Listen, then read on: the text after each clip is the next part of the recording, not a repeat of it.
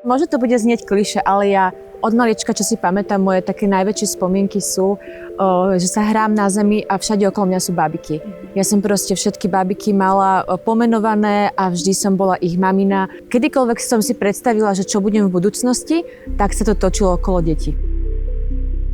Ja som vlastne tiež z veľkej rodiny, ja mám 4 bratov, vyrastala som medzi mnohými chlapcami, a aj v rodine. Moja mamina je zo 7 detí, ocino je zo 7 detí. A v podstate manžel to má veľmi podobne, lebo on je zo 4 súrodencov a tiež je veľa tiet, ujov a sú veľká rodina. Vy okrem toho, že ste rodičia a teda spravujete aj vinárstvo, tak ste stále aj akože manželia a ľudia. Ako vy fungujete, aby ste toto všetko zvládli, boli spokojní, žili relatívne v nejakej harmónii? Nám sa veľa ľudí čuduje, že my v podstate spolupracujeme, spolu žijeme a stále nám to klape. Možno, že na začiatku manželstva bolo také, že a ty ideš zase na nejaké stretnutie a ja budem zase sama doma a nechcela som mu to dopriať, lebo ja som bola stále s tými deťmi doma, hej? Čiže ja som nemala ani kedy, ani kam odísť z toho domu. Ono je iné, keď človek ide do práce a tam je s niekým iným a zase príde z práce domov, ale zrazu ako mamina som bola ja stále doma. Ťažko sa mi identifikovalo, že čo potrebujem. A potom som na to prišla a povedala som mu, že aspoň raz týždenne ja potrebujem niekam odísť a že on bude s tou Ráchel a ja idem niekam preč. Časom, keď pribudali deti, tak to opadlo a nedalo sa každý týždeň ísť niekam preč, ale ono to potom sa nabaluje. Že ja som len tuto, čo len varím, periem, žehlím.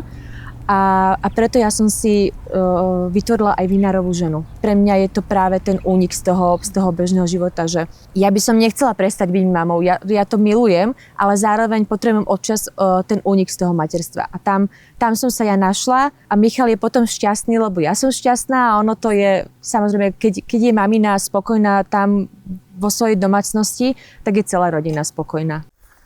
V tom rodičovstve vzniká veľa krásnych situácií, ale sú aj choroby, sú aj zranenia, kedy ja ako rodič musím zabojovať za to dieťa a musím ho chrániť a musím ho liečiť. Vtedy sa za mňa ukazuje obrovská sila. Alebo keď máme ešte bábätka a veľmi sa bojíme.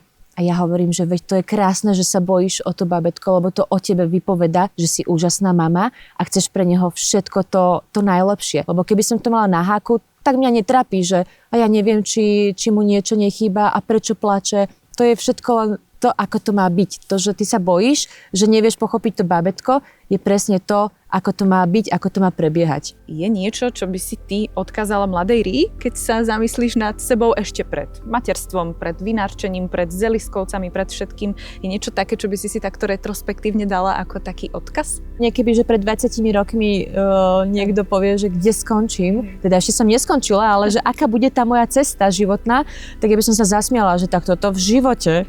Ja sa vždy smiem na tom, ako som si myslela voľakedy, že aká som ja strašne unavená, lebo som spala iba 9 hodín, hej?